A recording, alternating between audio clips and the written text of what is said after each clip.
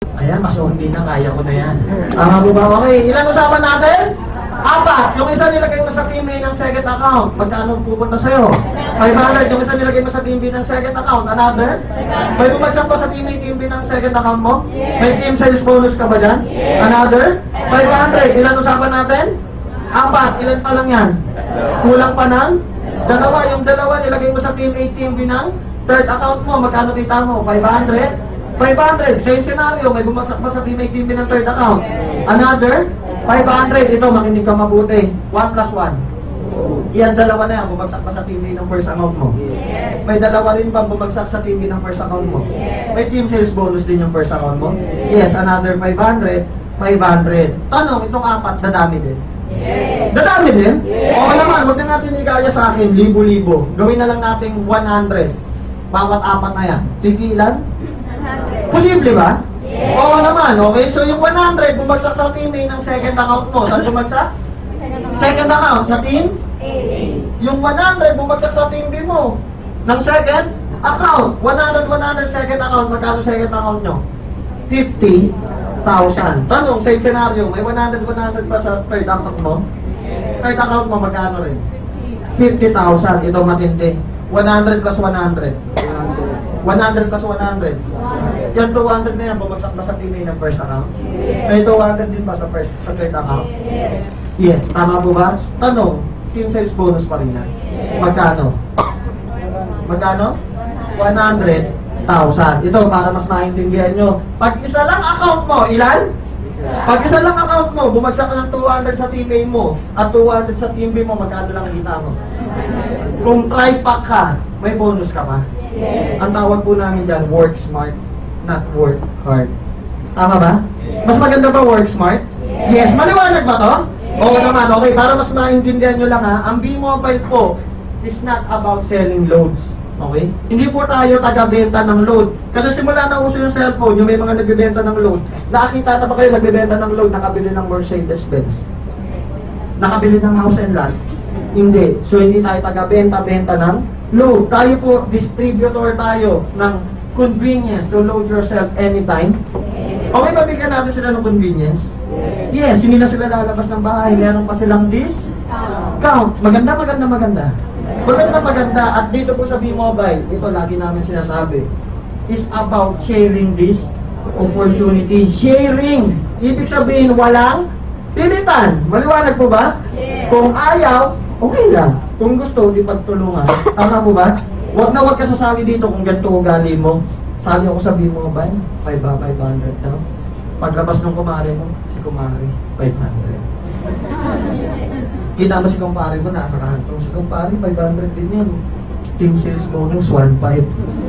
Dati nagsisimba ka sa harapan ng simbahan. Ngayon naman, nasa likod ka na. Dami ulo, 500. Tama, si Pastor, 1 million. Huwag ka sasali dito kung ganun ugali mo. Tama po ba?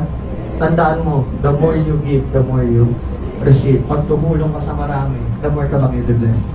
The more ka bang i-bless? Yes, dahil simple lang. Kasi nabigyan ko kayo ng diskarte. Gusto nyo? Kasi ako, isang akong undergraduate, dating employee. May business pa doon? Wala. Paano ko nagawa? Gusto nyo malaman? Okay ba sabihin ko sa inyo yung diskarte ko? Yes, hindi ko sasabihin yung diskarte ng ibang tao. Ang hirap magkwento ng diskarte ng ibang tao, tama? Okay ba diskarte ko mismo? Yes, okay. Meron akong 3 diskarte. Ilan? Ilan? 3. Unang-una, magtiwala kay Lord. God is good? All the time? Guys, simple lang. Hindi yung taong nag-imbita sa'yo ang totoong nag-imbita sa'yo. Sino? Si God. Ginamit niya lang para makita mo yung opportunity. Okay? Magbabagong taon na naman ba? Yes. Baka ikaw to, mamaya pag-uwi mo sa bahay, di ba tuwing matutulog tayo, nagdadasal tayo? Yes, baka ito yung prayers mo, sabi mo, Lord, bagong taon na naman, 2012 na, ang tagal na namin pinapagawa yung bahay namin, 10 taon na. Kailan kaya namin na mapapagawa to? Bigyan mo naman ako ng pagkakataon, ng opportunity. Nung natutulog ka na, malamang ba narinig ni Lord yung dinasal mo? Yes, nung natutulog ka na, si Lord pa bababa ng langit. Anak, ito na yung hollow blocks. Anin lang. Bukas na ito. Ang bigat eh. Ganun ba? Hindi. Si Lord magpapakita ng idea. Idea ba? Si Lord magpapakita ng sign. Sign ba? Yes. Si Lord magpapakita ng opportunity. Anong opportunity? Yes. Kanino ka unang-unang maniniwala? Kay God. Alam nyo, walang ibang dapat palakpakan pang mayaman. Si Lord lang. Ibigay mo na. Tingin nyo, may benta capital kung hindi dahil kay God? Tingin nyo may B-mobile kung hindi dahil kay God? Isa pa, bigay mo na palakpakan. God is good? All the time! Yung pangalawa, tanong mo sa akin, ano? Magtiwala ka sa negosyong nakikita mo. Tama po ba? Sino yung nagpakita nito? Tanong, naniniwala ka ba sa kanya? Yes. Yung iba kasi ganito, pag uwi ng bahay, kwento sa nanay, kwento sa asawa. Ganito daw, sabi ng batang oily yung mukha, nagtatawis-pawis, wapo daw siya, mukha niya daw si Coco Martin.